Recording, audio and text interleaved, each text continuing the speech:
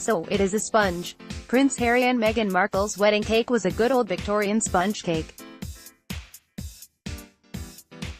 Though it is one of the classics in British baking, having a sponge cake for a royal wedding is a huge shift from the tradition of British wedding cakes.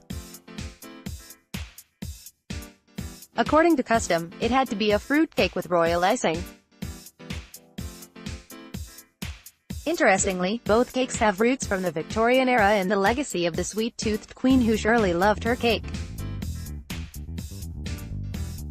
When it comes to British wedding cakes, the extravaganza all started with Queen Victoria. In her wedding to Prince Albert in 1840, her bridal cake was coated with a calcareous layer of sugar coating, called royal icing ever since. Double refined white sugar was a luxury in the past, a symbol of status to display wealth.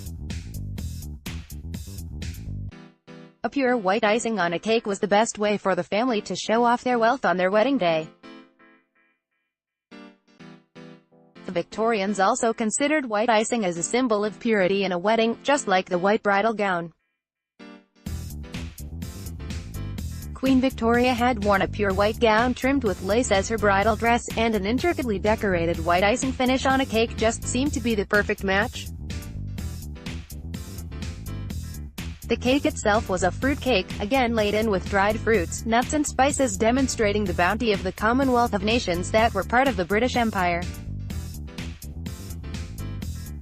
Since then, every single royal wedding cake was a dense fruit cake, covered with a layer of marzipan and a final decorative coating of royal icing. The cake could endure time, never went stale, just as the British monarchy. It became the British way to go in weddings. The tradition was not challenged by Victoria's royal successors. Queen Elizabeth's cake was a 9-foot fruit cake elaborately decorated with sculptural sugar ornamentations, so was Diana's towering 5-foot-tall fruit cake made by the Royal Naval Cooking School. In rather recent weddings, royal cakes began bearing certain new messages. When Prince Charles married Camilla Parker Bowles, their cake was made by Etta Richardson, a humble Wales housewife from Llanstefan who had a cake stand at a local fair. This was the first humble cake in a royal setting, just fit for the couple's untraditional marriage. Prince William and Kate Middleton went for a classic style, with an impressively royal-looking cake made by Fiona Kearns. Kate focused more on the florography, the silent messages given by the language of flowers on the royal icing, a well-thought act based on the Victorian symbolism of flowers. William seemed to be more interested in the flavor, and opted to have a spare cake for the party just for the sake of taste, his favorite chocolate cake originally made by McVitie for the royal family. Though it is not traditional to have a sponge cake for a royal wedding, the Victoria sponge cake is one of the great classics of British high tea tables. It is a pound cake made by the creaming method with equal amounts of butter, sugar, eggs and flour, cut in half and sandwiched together by a red jam, preferably strawberry or raspberry. It is the iconic cake of British bakery, a national favourite for tea time. Still, the cake of Harry and Meghan is far from classic in every sense. It is definitely not the usual buttery cake layered with jam.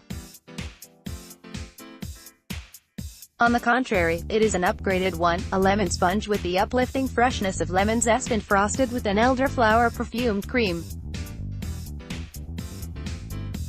It may be rightly said that it is the bride's American influence. The white pound cake, or angel food cake, is considered to be a classic wedding cake in the United States, as opposed to Britain's old-fashioned fruitcakes. The American style unexpectedly put an unforgettable mark on this wedding. The gospel-singing, "Stand By Me" preacher American Bishop Michael Curry quoting Martin Luther King, and crying out "There is power in love," was more like a scene from a Hollywood movie than a British royal ceremony, in contrast with the very British motto of "Keep calm and carry on." During the wedding, there were numerous revolutionary acts. The bride walked halfway down the aisle solo and Prince Harry chose to wear a wedding ring, just like any other common husband. Nevertheless, the wedding was a happy one, all smiles and warm feelings. The wedding cake, made by Claire Tack from California, was the perfect finale for such a wedding, as it was a cake that put a smile on everyone's face like a fresh spring breeze, bringing a California sunshine sparkling over an empire on which the sun never sets. The British are masters in bridging the past and the present and opening new prospects for the future. At this wedding, they rebranded the British monarchy with an American celebrity twist. Now, the new flavor is fresh and bright, lemony and zesty, hip and joyful California style, while still sweet yet not cloyingly sweet. Recipe of the week: Kensington Palace announced the ingredients as 200 Amalfi lemons, 500 organic eggs from Suffolk, 20 kilograms of butter, 20 kgs of flour, 20 kgs of sugar and 10 bottles of Sandringham elderflower cordial. Easy to adapt. Take a good Victorian sponge cake recipe, probably from the BBC. Just make sure to add the grated zest of 2 lemons to the batter.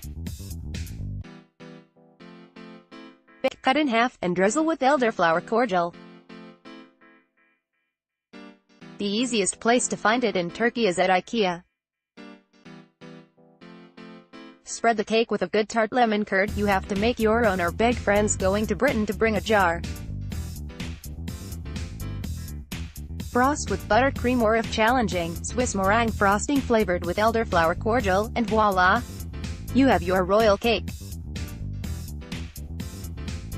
Fork of the week: royal weddings and ceremonies of Ottoman times had one single dish that was almost obligatory: zerdeli pilav, a buttery rice pilaf topped with a rice pudding flavored with saffron and rose water, called serde because of its bright yellow tint, meaning gold in Persian.